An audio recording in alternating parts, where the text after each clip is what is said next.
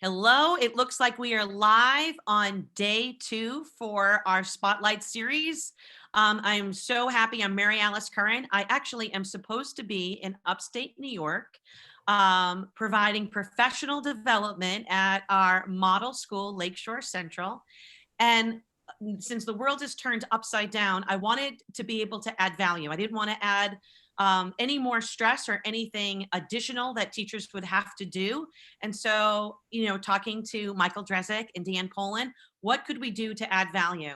And I love that it's Teacher Appreciation Week because the timing is perfect as we spotlight a school community that I generally spotlight all the time as a community that gets learning in school, at home, at work. And so for the past 2 years, I've been really blessed to work alongside this school community as we've continued to add layers about community outreach, about an entire school community learning together. So today, yesterday we talked about instructional technologists, the IT department, and today our whole focus is on teachers. So I wanted to kick this off, and I wanted, through some quick introductions, if each one of our teachers joining the panel today can introduce themselves, give a shout out, and then I know that we'll get into some questions, some about the work that we've already been doing the past 2 years, and then really leading into what it is that you've been doing during this emergency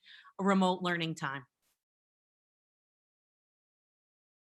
Deanne and Michael, you want to kick it off, and then I'm going to have the two of you if you want to pass the baton. Yeah, hi. I am so excited to have all of your smiley faces this morning because it's really lonely with a 10-year-old boy and a 13-year-old boy. Like they don't smile, they're not friendly. But I'm really excited to see you all, and you are definitely some of Lakeshore's rock stars. So it's super great to see your faces. And I'm so excited to hear your stories today and hear your successes because I know that you're rocking it. And I'm just ecstatic to be here. So I will mute myself and carry it on to Jen Griffin.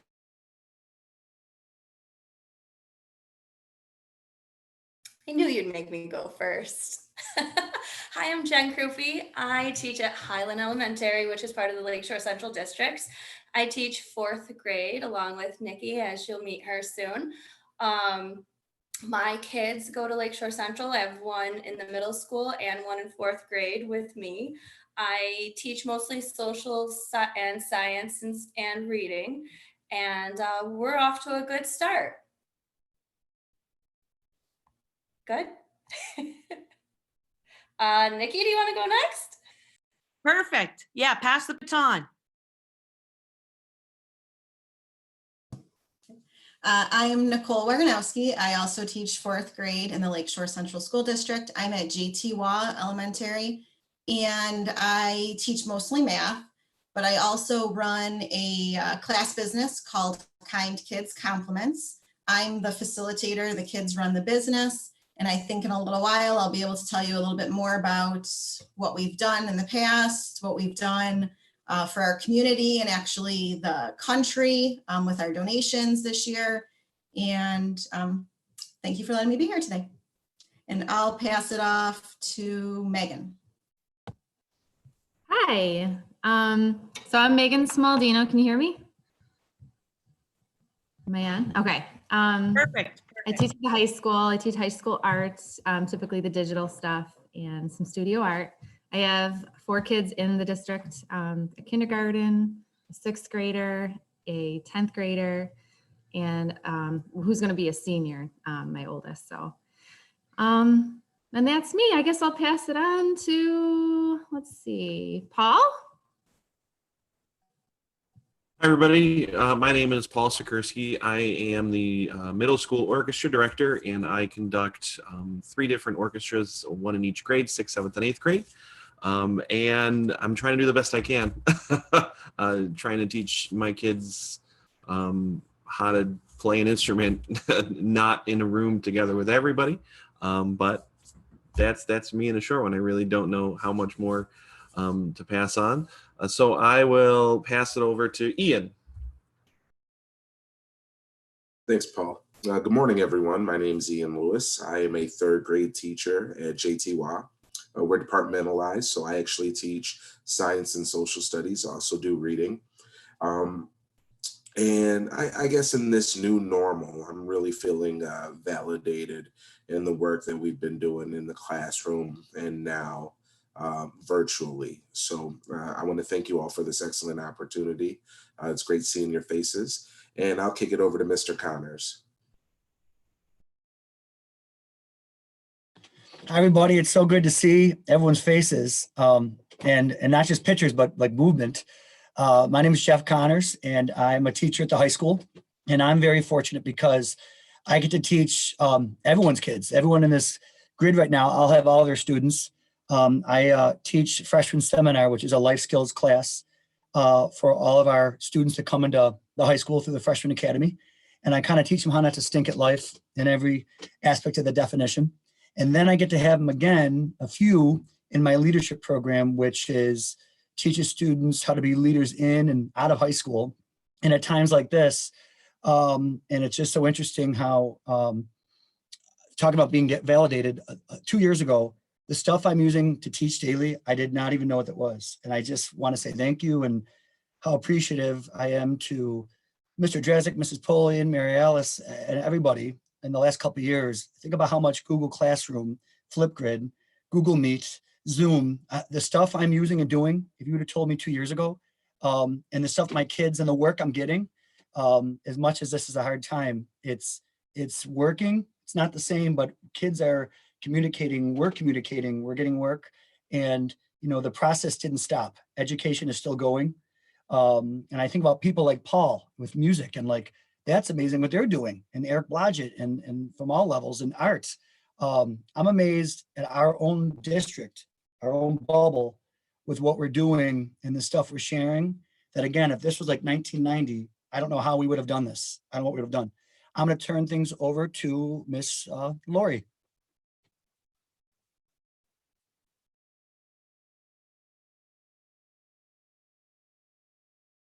Hi, everyone. Lori Wonder. I teach 5th grade at AJ Elementary. I have to say, I have to agree with Jeff completely. The amount of technology that I've learned since being at Lakeshore through Mike and Deanne has been amazing. The kids, with what they're doing, what they're sending, the things that they're involved in is just amazing to me. So kudos to Lakeshore for being integrated wholeheartedly into technology. We needed it. And I don't see anyone else on my grid, so I think it would go back to Mike maybe. Yeah, thanks. I've got, we also brought in Nancy Alessi here, a math teacher from the high school. So I'm gonna take a break real quick for myself and introduce Nancy. Thanks for joining us today, Nancy. Hi, yep, I'm Nancy Alessi. I teach math at the high school with Jeff and Megan. I teach mostly freshmen and some seniors.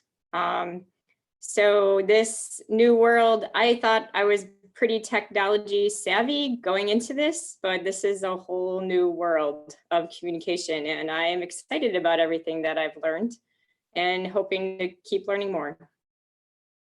Yeah, thanks, Nancy. And I think, why we wanted to bring so many different diverse voices in here from different grade levels, different buildings, different content areas, was to really, share some successes, share some challenges, share our journey, because it looks different and feels different for every single one of us.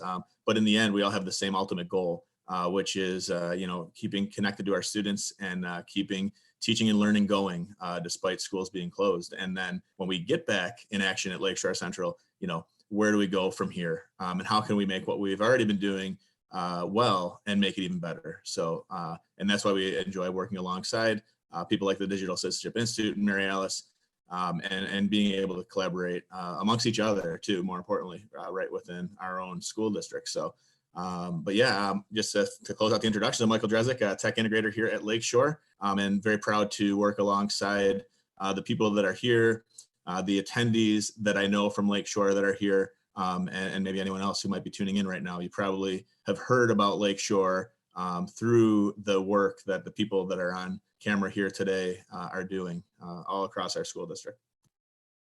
You know, I just want to just jump in and the intros and to hear where everyone's coming from, the diverse voices for the different ages that are being met. I really want to take from what Jeff had said. And when we go into, we'd love to hear like a success from each of you during this time of emergency remote learning. But I want to just backtrack a little bit and give serious kudos to Lakeshore Central for having, you know, a vision way before pre-COVID. You know, last year when I had the opportunity to collaborate with your school community, we had a pilot group of 18 to 20 classrooms. And I look at that, you know, that vision last year. And specifically when I look at Jeff Connors joining us today, and where he's just admitted, like, if this had happened, like, look at the foundation that was set and what you've been able to add and build. I look at Ian Lewis and I think about, you know, the student help desk and just how your district has really empowered students to be leaders alongside their parents, their teachers. So Jeff, looking at even just, I'm going to start with you and you can continue to pass the baton as we hear some successes. But, you know, you've kind of already started with what happened last year to now where you are today. But how about anybody that's going to listen to this, if they didn't have an opportunity to have that foundation, like, how can we help others? How can we inspire and help others? Well, I feel that, you know, again, the timing of this and our training, you know, you came into our classrooms and our lives. And I mean, our students in the high school, you know Mary Alice by Mary Alice. They know her by name. COVID or not, you know, at the high school level, and I'm sure for all of us, that what it means to be a digital citizen. You hear it, but like, it just is a term, doesn't really have meaning until we actually, you know, really opened it up last year and had that digital citizenship conference. We made it into our carnival last year at the middle school with my leadership class. But working with the kids and learning this is kind of what motivated me. And if you're watching this and maybe you're a little hesitant, even, you know, before, during, after COVID and everything we're going through, if you're hesitant, this isn't a bad thing. It's not something that has to change your fundamentals of what you teach, but having this type of technology and understanding what it means to be a digital citizen is just going to make your teaching better, because technology is not going away. Like, it's every year, every month, it's increasing in our personal lives and the way we teach. And we're expected to, you know, new teachers coming out of college, they're expected to know the stuff we learned because we are learning it now. It can only enhance. So for the people watching this, I think you see a bunch of educators here from a district that we love to teach. We were trained how to teach, and the technology we've learned how to use, and the training to be a digital citizen and make our students responsible digital citizens who use it for good, not just all the, you know, don't do this, be careful of Facebook and all the negatives that I did teach in seminar. Now I'm teaching all the things that you can and should do to be a digital citizen. Being a digital citizen isn't just, you know, these are all the bad things, but it's also showing kids and adults, these are all the great things you can do and should do to make your lessons better. So to all those watching on this grid and outside of Lakeshore, that's what motivated me, and hopefully you can see and hear from us that we hope this motivates you.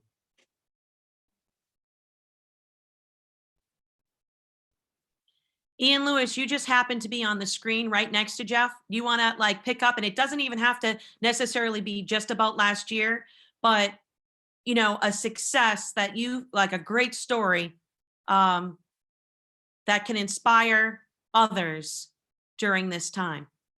And then I'll have you pass the baton. Right, sounds great. Well, I can tell you, as a third grade teacher, in our district, third grade is like when you get the keys to the like technology kingdom in Lakeshore. You know, you get your username, your password, and you get, you know, free reign on the devices. And so as a third grade teacher, specifically science and social studies, you know, I incorporate the whole STEAM aspect into it, and technology is a huge part of my curriculum. And for the first couple months of the school year, the students are learning the ins and outs of using that technology. It is basically like a technology boot camp. And I mean, going through this new normal, virtual classroom learning, when I can send out an invite and the kids are on early, and I can, I kind of hide in the background and I hear them coaching each other, and as third graders, little 7 and 8 year old students, I hear them kind of coaching one another, like, oh, your microphone's off, don't forget to mute. They're going over, Google Classroom norms and things of that nature. I mean, the kids are just so resilient, and they're able to adapt so well. And I said earlier that I was validated because I know that work that we've been doing in the classroom has been preparing them for these moments. And so, when Jeff talks about, teaching the students to be great digital citizens, they've been in training. And, I kind of have my third grade classes like the Freshman Academy of Technology. And, you kind of have to tear down, all those habits and those norms that they have from online gaming, and get them to be professionals in a learning community. And I'm telling you, every time I log on the computer and I speak with a student, or I interact with a student, or even when I hear from the parents, the kids are showing the parents how to navigate these systems. And it just feels really, really empowering and really, really amazing to see how well they are adapting. Now, I know I work really closely with Nikki, and Nikki can speak to that because, her fourth grade students are doing an even better job because we work vertically to make sure that those students are ready for the fourth grade technology, resources that they're going to jump into. So I'll pass it off to Nikki, and she'll tell you a little bit more about that. So I do want to thank Ian for all he does with technology because it makes my job much smoother. Right now, I did mention earlier that we have a student-run business called Kind Kids Compliments, and we had to close down business because of the coronavirus. But now we have to disperse our profits for the year. And it's not up to me because it's not my business. The kids run this business. So I decided to do a Google form and have the kids vote on what they want, where they want to donate our profits to. I needed a little help from Mr. Drezick, thank you. But the kids did that, they voted, and then I gave them another spot where they could choose something that I may have not suggested to them. So we raised $700 this year. We donated $250 to the Lakeshore Family Support Center, which is right inside our district. We donated $150 to the Eden North Collins Food Pantry, $150 to Western New York Feeds the Frontline, and $150 to Feed America. And Feed America is actually a national program. Since we can't sell our products right now, we decided that we would do some kindness rocks. And I know Mrs. Krupe's done some stuff with this, but my TA actually came up with the idea. So we started a Flipgrid where we're sharing the rocks that we've created. And one of my students really just started flying with this. She is someone who actually just joined Kind Kids Compliments because we switched groups, our flex groups. And I replied to her Flipgrid telling her how she was an inspiration to me to start, creating these rocks. And she replied to my video that she couldn't believe that she was my inspiration, as this 9-10-year-old fourth grader, she couldn't believe that she was inspiring her teacher. And these kids inspire us every day. I mean, they're amazing. But what we are doing on the back of our rocks is putting our Twitter handle is on the back of our rocks. So if you find them in the community, it's just a little way for us to support and show that we're here. Our business is also going to be featured by EdCorps, who we have our grant through. They contacted me. There are 5 businesses across the country are being spotlighted, and they chose my students' company as one of the companies. So last Friday they did a little interview with me, and that information should be coming out, shortly. But I mean, without technology, without the help of the support of my tech integrators, I mean, none of this would be happening. So I'm very thankful for everyone. And I'm going to actually pass this on to Jen. Hi, everybody. Yeah, I love these stories. It's so good to hear everybody's doing well. I have a lot of positive things really, to share. I'm trying to think of what I exactly want to say. The students are doing very well because of our tech people, Mike and Deanne. They're there to help us all the time. So I guess my best advice would be just say yes to your tech people out there. They have crazy ideas. They'll help you through it and things will, turn out great. So I really credit them with my happiness that I have and how my students feel right now.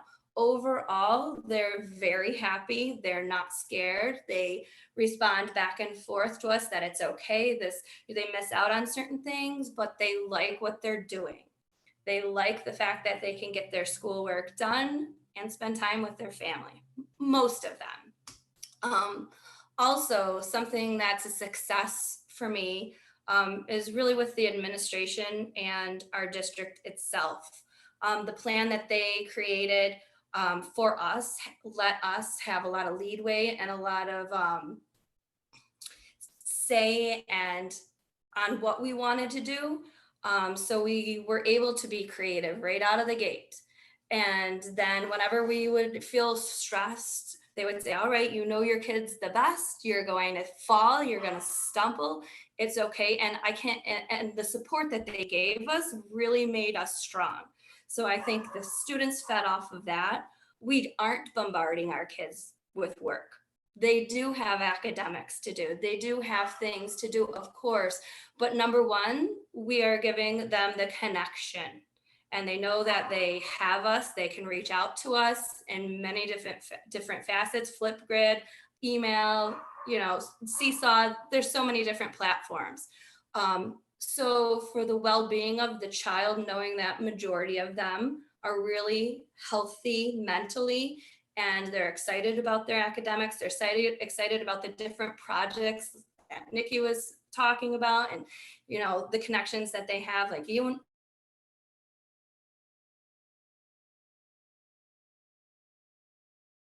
Jen, is there a chance that you hit the mute button?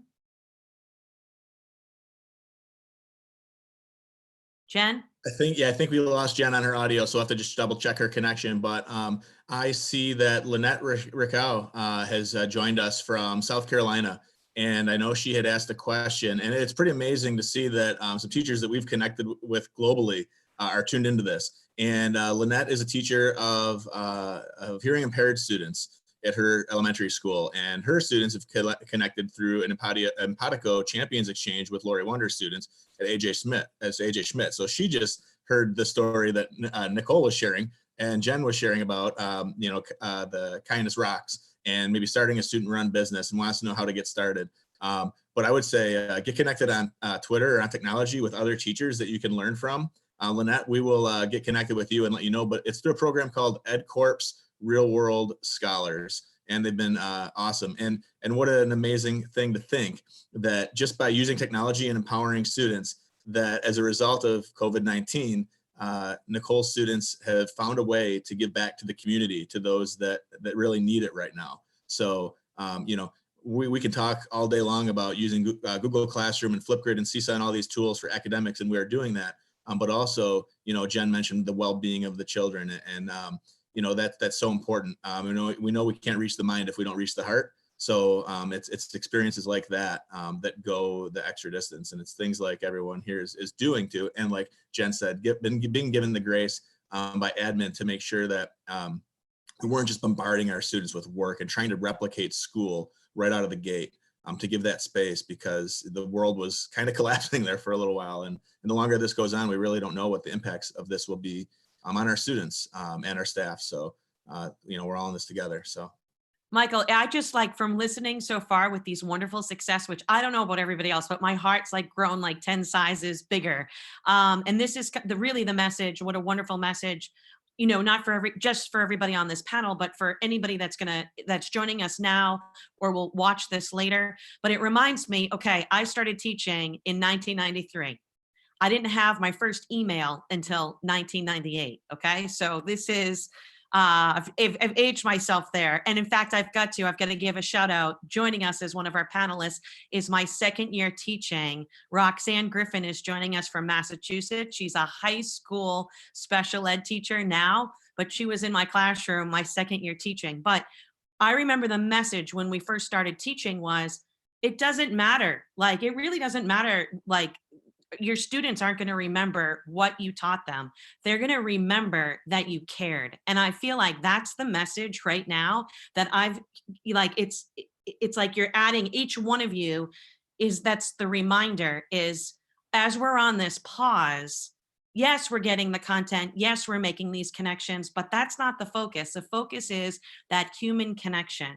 And that after all of this, that our students will know 100% how much we care. And so I am just smiling and grinning as each of you are sharing your success story. So I want to make sure, Michael, who do we pass the baton to next? Yeah, I'm going to pass the baton to Lori Wonder real quick. And then I want to get to the special areas, art and music, because I know we've got Megan and Paul, and I know, our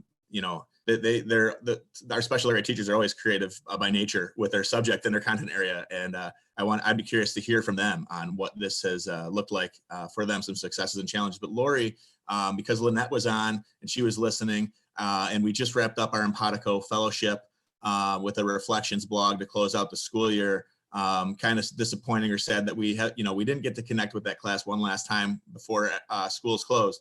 But maybe you could just share a little bit about your journey and even maybe your journey with using technology as a teacher coming to Lakeshore, and maybe, things that have maybe prepared you to handle this situation. Thanks, Mike. Shout out to Deanna and Mike, because they've just been like at my door from day one. And Mary Alice, 1993 email was really, not even, yes, I dated myself too, but the amount of things I've learned has been amazing. And being part of the DigSit Summit last year with the kids and letting the kids really facilitate everything was just amazing to see. They just took off. They had independence. They had, they wanted to know, they wanted to do. It was great to see. This year with Lynette, I've connected with Empatico before, but this year was a little bit more special when we connected with Lynette's classroom, and it was a multi-age classroom, kindergarten through 5th grade. And it focused a lot about around kindness. And we had to do some geography in there because, some academically based content was weaved in. But the kids just developed this genuine relationship with the little kids down there. Even like the little kindergarten kids would get on the camera and the kids would just melt, and they would come up with their own ideas to trade back and forth. And the conversation was amazing.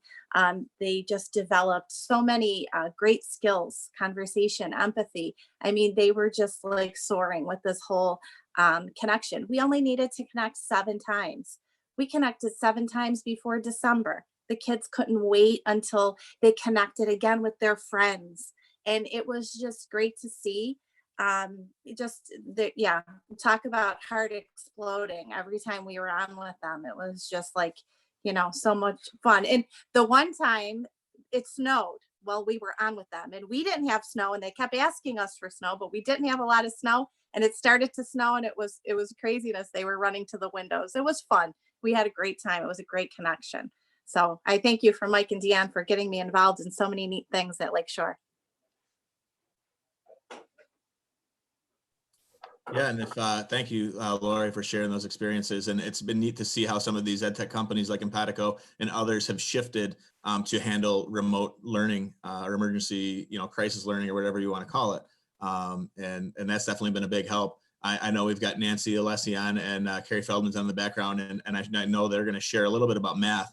I know as a former math teacher, sometimes being able to bring math alive, remotely could serve in a challenge of itself, and they've done an amazing job. But I want to just quickly pop over to Megan and Paul from the art and music standpoint. For any special area teachers out there, what has this looked like for you? Maybe what successes have you had, and maybe or what advice might you have for others? So I was thinking, as I'm listening to all the great things everyone's been saying, I'm actually really excited to see everyone. I feel like I'm getting a personal connection finally. So there's so much to say, and I feel like we don't have a ton of time, but I felt like for me, it was a bigger learning curve than it was for the kids, or at least for my kids. And I have been seeing some of my students, even some of the kids that haven't really been super involved in some of my classes. I don't know if it's their mom behind the scenes, like making them or like pressuring them on to do it. So I have seen more participation out of kids that normally wouldn't do a whole lot in art. So it's kind of interesting. I'm just finding a lot of interesting little nuances and changes and things that surprise me. And so many that I probably couldn't really tell everybody right now, but I'm sure you guys all kind of are seeing the same phenomenon, like things I wouldn't expect. And I've learned a lot in the past, like 5 or 6 weeks. And I felt like it was more of a learning curve for me, like I said, versus the kids. They knew how to do this, the Zoom and the video chats and stuff. And I was in my own bubble for so long. So I felt like this was kind of a good way to shake it up and try to explore, do a whole new way to approach art. So it's very, I don't want to say simple, but it makes sense to do a lot of the digital aspect of art. And so that's been really successful. We've been able to do, I think I can share my screen as the art department at the high school, at least. Are you able to share a screen? Yeah. Okay, cool. I think I can, right? Can you guys see that? Or no? It was the Masters Challenge, the Great Masters Challenge. Are you guys able to see this? No, but if you move the cursor down at the bottom, do you see there's a green arrow for share screen? Yeah. And then it will prompt share. Okay. Okay, perfect. Okay, cool. Present. So this one really was really fun to see. So I don't know if you guys caught wind of this, but there's this Great Masters Challenge. It was presented by the Getty Museum of Art. And it was basically, you can scroll through and you could just basically Google famous artworks and pick one that you'd want to recreate. And it was cool to see some of the families. This is my favorite because it's like a recreation of dinner time. We have a nice big family over here having their pizza versus like the famous work of art on the left by Norman Rockwell. So I thought it was really fun to do. I shared it out to my sister who works in Long Island. She's a guidance counselor, and their school ended up doing the same thing. And if I just scroll through here, there's some really cute representations of famous works of art done by our students and some other families and our art teachers and their kids. So if anyone wants to join in, it's an ongoing slideshow of kids recreating the artwork, the famous artwork. So that was kind of fun to share, I thought. I don't want to, how do I get back to you guys without, stop share? Do I do stop share? I'm going to try it. Okay, cool. I think I'm out. And how neat is that though, to see, you're bringing joy and smiles to kids' faces through art. You might not have all the physical supplies, but to leverage those digital tools is pretty cool. So in my perspective, I feel like the next step would be to try to get more of the hands-on artwork done, like approach to things. And in my eyes, I feel like that's really important too. I mean, you could do digital stuff till you're blue in the face, but some kids just want to use their hands, and I'd love to get them access to, clays and things like that. But I mean, I don't see this going away entirely, maybe for next year. I don't know. You know what I mean? So I feel like we should have a hybrid even in the background just in case. But and that was the message yesterday. It was one of the takeaways when we were on, was to find that time to step away from the screen, because this has forced us in front of the screen for so much. It's not always the best thing. So to find time to walk away and give your eyes a break and find that balance, like you said. Right. Michael, so we still have to make sure we reach out to Paul and to Nancy, and then we'll have covered all of our awesome our superstars today. So I think I'll pass it over to Paul, if you're ready for us. Sure. I feel like I've had more challenges than successes. My aspect is more hands-on, and me being able to be physically with the students to help them play their instruments. I've had a few students who I've been able to use Google Meet, and we did one-on-one. I was calling them instrument workshops as opposed to lessons. So I've learned to change my terminology a little bit. So instead of assignments, I use activities, and instead of lessons, I'm using one-on-one instrument workshops. So what I have been doing with that was I used the appointment setting in Google Calendar and blocked out 20-minute time periods in between specific hours of the day. And I send the students the link, and I say that they can click a time that they're available and just click OK, and it'll sign them up. And then it would send them a Google Meet link. And then we just click the link at the time, and I just join a room with them, and I do the best I can working on them playing their instruments. I've helped a couple students tune their instruments successfully. At this age range, I try to at least get the students to tune with the tuning pegs. There's two different sides. Tuning with the fine tuners at the bottom, but the tuning pegs are a little bit more complicated to do. But I've been actually able to successfully do that with some students. I've been going back and forth with using a program that we have called Smart Music, which gives the students the ability to pull up their music on the computer screen, and they can play along with it. It records them, and then I can hear them. Unfortunately, there's limited music in there, so I have to make sure that the music that we were playing was in there to begin with. So I've had some success with that. I also did a Name That Tune game with Kahoot and Google Meet, and I had to configure my system here a little bit. I have a audio system down here, soundboard and stuff, because Google Meet wasn't able to share the audio in the tab at the time. So I had to rearrange the system so the kids could actually hear. And what it was in Kahoot, I discovered that you can actually share YouTube videos, small segments of the YouTube video. And I would just have Kahoot open. The kids would have either a split screen or their phone and their computer so they could play the game. And I would just play the clip, and they would choose their answer, and I would just go along with that. And I had 8 participants. And there were some videos that decided not to play, but we got through it all. There were 35 of them. I just borrowed it from another teacher that created it. I didn't recreate the wheel, but I would like to try again and do something maybe a little shorter and make sure that all the videos work. So that's orchestra. I also do a section of general music, and we were using a program called Quaver, which is our curriculum. It was project-based. At least for the middle school, it's project-based, and we tried to do some of that stuff. And then when we found out that Q3 was being extended, we had to figure out what we were going to do for the rest of the year, because we base it on the quarter. I only teach those kids for 10 weeks of the year in each of the quarters. So what we decided to do was we found a musical that was put on YouTube, Shrek the Musical, and we had some questions that related. You generally in class, they would watch the musical and then answer the questions on the worksheet. So we tried to figure out a way how we could just show them small segments of the musical at a time and answer just questions related to that segment. And with a little help from our tech integrators, Mike and Deanna, I figured out that I could put the video into Google Slides and have it just show part of that. And then I have a preview link that I put in a Google form. So they click the link to watch the musical, just the small portion of it. They go back to the Google form and they answer the questions about it. And that's what we're going to have doing for the rest of the year. So we give them about a week to watch and answer each question, because it's a fairly long musical. But that's what we figured out. Challenges, it's tough. It's tough to try to teach an instrument. And I've not had a lot of success with participation in my students. Unfortunately, I hope that they're doing well. And I look forward to a time where we could be in the classroom together so I can actually physically work with them on their instruments. Paul, you're amazing.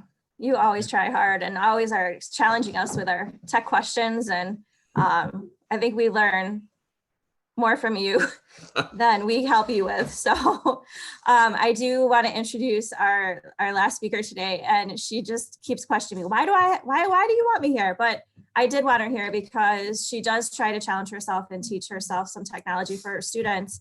And when this started, she's a math teacher. I mean, it's a little bit more challenging, I feel like, sometimes for those teachers. The programs aren't always math friendly. And she has been asking Mike and I a lot of questions and trying things and really challenging herself to do the best she can for her students. So Nancy, thanks for coming in today and just, tell us how you're doing. Hi, thanks, Deanne. First of all, I want to say you guys are all rock stars. And Paul, I took notes while you were speaking. You gave me some good ideas. But I think it's important to note what Paul said. This has not been all a seamless process, right? In the very beginning, we were thrown into this. What is the best way to reach my students? How am I going to do this? We already had Google Classroom set up, but that doesn't mean the kids are going to go to it. So Dan's right. I struggled a lot with what platforms do I want to use? I tried a lot of different things, but doing different things every day isn't good. You need some consistency for the kids. So it took some time to settle in on what I thought was going to work. But the most important thing is one thing doesn't work for everybody. So this has really opened my eyes to other avenues for differentiated instruction. I am not doing the same thing with all of my students. I have some students in Google Classroom. I have some students who prefer email. I have some students who I mostly communicate with through Remind. I have some watching videos. I have some that prefer to write things down and print papers, but I have many, many students who have no ability to print a paper, and some just, can I just write it down and take a picture and send it to you? So the differentiation here, I think, is going to help me in the future when we do go back to the classroom to offer more ways for my students there. I really do think the learning curve is bigger than we're all admitting here. But and typing math is super frustrating. Typing math is extremely time consuming. So to retype everything I've ever done has been the most time consuming and frustrating thing. But I did want to mention some positives on the differentiation instruction note. I have a student who had huge attendance issues all year, who is a total rock star right now.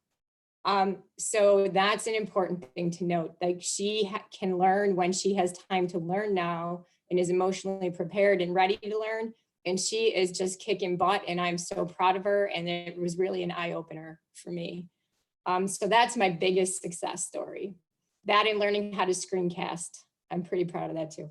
But another one of my colleagues mentioned how much she enjoys working live with her students through her Google Meet, and then being able to seamlessly record it and post it in her Google Classroom for those who weren't able to meet at that time.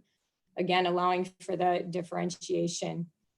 Some of my students still just want to talk on the phone. You can do that through Google Meet. They don't want all this.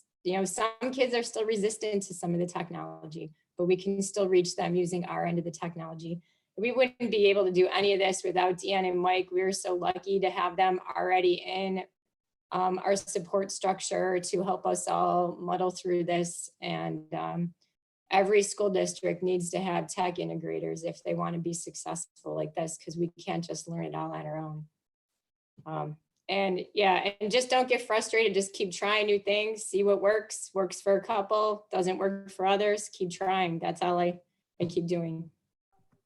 Yeah, thank you so much, Nance. Yeah, thanks. Go ahead, And then I'll just say, Carrie Feldman's watching on the other end. Yeah, it's been really neat to see. So thank you, everyone that are tuning in as attendees. I see a lot of colleagues here, and I see Don Murphy and Maureen Reichert from YouTube Live.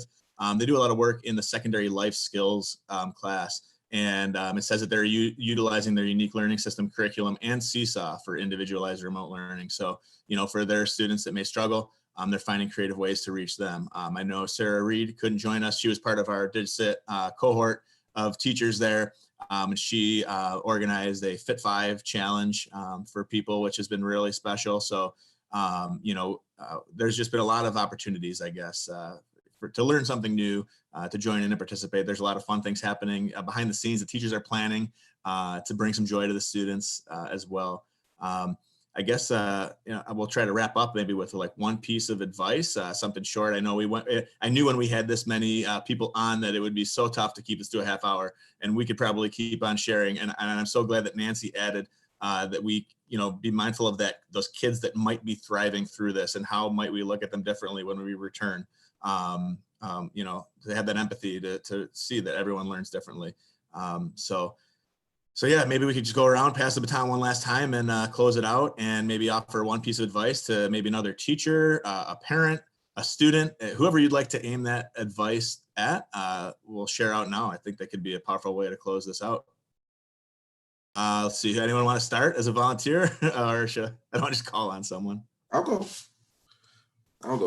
You know what? The one piece of advice I can give my my fellow educators out there, there's just been a lot of shout outs to Mary Alice, Mike, and Deanne. Just think twice when you get that email about that professional development opportunity, or that new program, or that new resource. Before you click delete or click next, just think twice. Take a second to reread it, because I will tell you, those interactions, those emails, those opportunities to learn are really coming in handy, and they're paying huge dividends right now. And I would say, because I took that time to learn then, I'm better prepared for now. So, just keep an open mind and never stop learning as educators.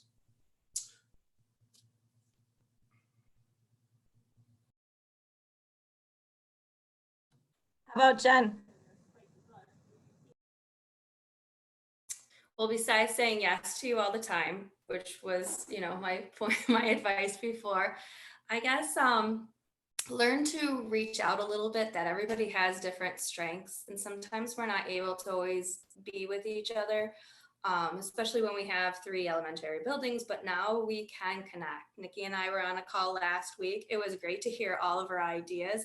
It actually, it was a reboot for me. And I had some extra ideas, and then I could go a little farther, because we're going to be up and down, up and down. You have to build each other up. You have to ask each other for help. You have to realize that you're going to fail a lot. And I know there's we're talking about success mostly, because that's what you're going to remember. You're not going to remember that you completely messed up something or you were super frustrated. You're going to remember the good things. So just stay positive. The bad things that are happening with, the Google Meet didn't work, everything was a disaster. You're going to forget about it. You're going to be a better educator when you get into the classroom. And just think about how many times you actually fail in the classroom. It's just nobody knows then. Now kind of more people know. So you got to get over it.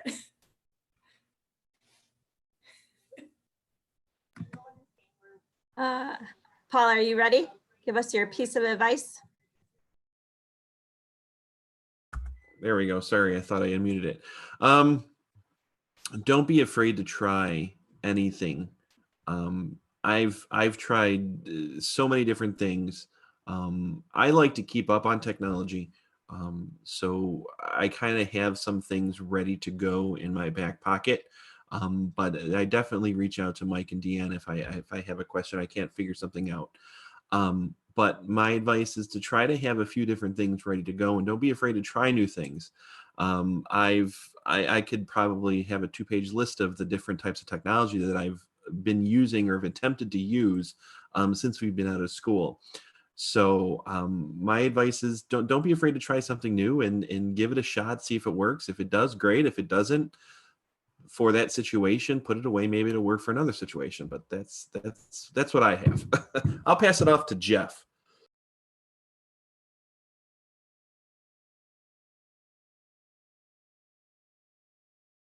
Thanks, Paul.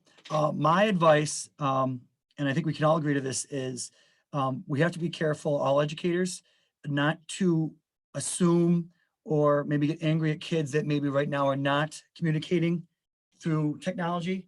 We have to remember that some kids, if they, maybe they don't have the resources or they don't have it right now, Or, you know, some of these homes that I'm requesting extra Chromebooks for, they have computers, their family demographically does well.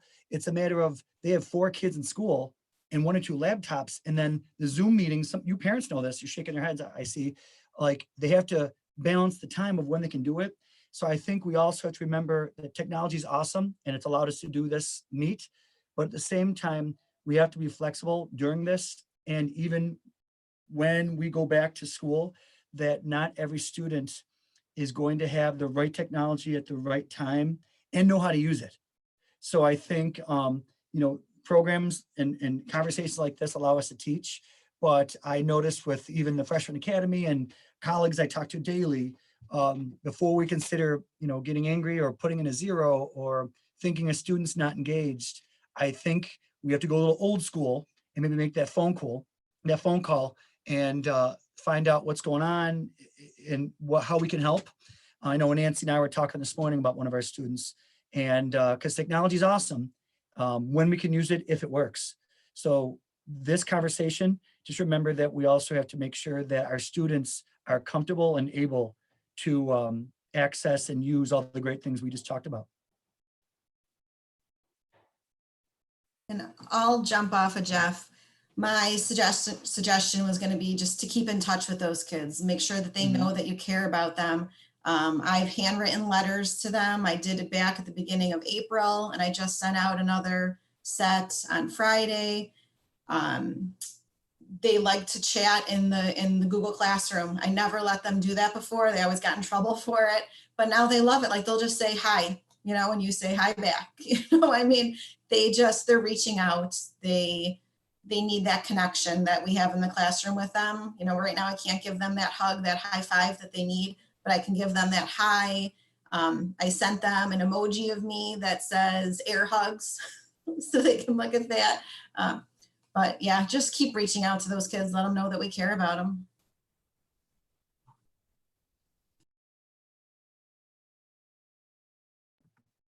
I can jump in if you just want me to. I'd like to back up what Jeff said. You know, some of these kids are great with technology and some aren't. Some come from homes where they have computers and things, but they also have 4 kids and one of them has a Google Meet at one time and another at another time. That's why I think that the options like screencasting where they can access it when they have time and are ready to access it. Or maybe their house is just crazy and they prefer to do it at midnight when everybody else is sleeping. So flexibility, keep trying to see what works, be flexible. We don't know what's going on in our students' homes. But for parents and students, this is where my most important advice is. If any parents and students are watching this, communicate with your teacher, ask them questions, give them feedback, because we just want to work with you the way that works for you. And we're just guessing at it right now. So unless you share with us what your concerns are, what you like to do, what's working, we don't know. So please give us feedback, say hi, like Nicole said, and then tell us, you know, this was fun, or I hated this, and we can work from there. But without feedback, we're not seeing their faces. We can't react to their body language like we do in the classroom as often. So please give your teachers feedback and ask for help and ask questions. That's what we want to do. Should I send it to Lori? I have to say, you know, all along technology has been a learning process for me, and this whole remote learning is a learning process for students, for teachers, for parents. All the things we've just been talking about, flexibility, communication, are all just huge parts of this whole journey. The amount of technology and the tools we have at our fingertips to use to engage our students, to get them involved, will be, you know, something we continuously do day in and day out through the remainder of this new normal. You know, I'm just thankful that I have the tools that I have and the people who have helped me, and the support of all the teachers and the Lakeshore Central School District. It's been a great journey. So I just want to say thank you. It's Teacher Appreciation Week, month, day. We appreciate every single one of you more than you know. some of us that were here had to leave because they have children in their own homes who had to continue their learning and had to get on a device. So they were struggling for bandwidth and access and everything. So just want to really give that message of hang in there and keep up the amazing work. And Mary Alice, if you have any closing comments. I just am so grateful to have the opportunity to learn with your school community. The fact that Nancy, it really resonated. I was getting teary-eyed. I'm an untraditional learner, and to hear you talk about it's not a one size fits all, and the importance to really differentiate, especially during this time. But I hope that that's going to be one of those like moments that we take back with us when we are back in a classroom, because I look at what Lakeshore Central has done, the commitment that they made, especially towards digital citizenship last year. They made this commitment, and it was professional development. That wasn't an assembly where we came and we talked at anyone. That student-led DigCit Summit was an opportunity for a community to learn together. And it was not a one size fits all professional development. And if anything, I hope that that is the takeaway, not just anybody that's joining us today continues to watch this, is that importance of really meeting people where they're at and helping them move forward. That's it, differentiating our learning. And I can't thank you enough for every single thing you do, whether you realize it or not. Thank you. Thank you from parents, other educators, students. You are making such a significant difference and impact in the lives of so many. And you might just think it's for the Lakeshore community, but it's way beyond that. And I'm hoping, Nicole, that you might send me an Inspire rock, because I'd love to go send some rocks, put some rocks other places. So that ripple effect, yes, that ripple effect, I can send it to others as well, that they'll know the impact that you're making. So tomorrow we are going to be support staff. Michael and Deanne, you want to add anything? Who's joining us tomorrow? Because all week long, we're spotlighting your amazing school community. Dan Gherkin in the comments just said to cue the fight song. So we have a Lakeshore fight song. I think we have to close out with that on Friday to end the week. That's a great idea. But yeah, as far as tomorrow goes, we got Carrie Fisher from the Family Support Center. We have Margaret Santa, therapist. We have Nancy Clemens. Yeah, Nancy Clemens joining in, who's works with the Seneca Nation. We have Anthony George. We wanted to make sure we had a teacher on to also have that perspective, as well as collaborating with support staff. And we may even have a few surprise guests as it unfolds between now and tomorrow. And then on Thursday, we are on with administrators. And then Friday, I'm excited to get some students on, most likely students that will be sitting alongside either their teacher who's also a parent, who's also a teacher, or some students that have permission to join in from their parents. And I have to add, Friday, I'm really excited. You're going to have a former alum. So Connor, who joined us last year to film our student-led summit, and he's done some other videos for us as well. He'll be joining in, and that makes me extra happy to have an alum join us. And I think it'll amplify student voice. Yeah, a really powerful way to close us out is to hear from the students. I think that's probably one of the most powerful things for us as educators. It's been amazing to hear from everybody, to gain a different insight and perspective. So much great stuff shared here today. So can't wait to also hear from everybody else that's on the lineup for the rest of the week and as we continue this journey together. Perfect. Thank you so much. I miss you already.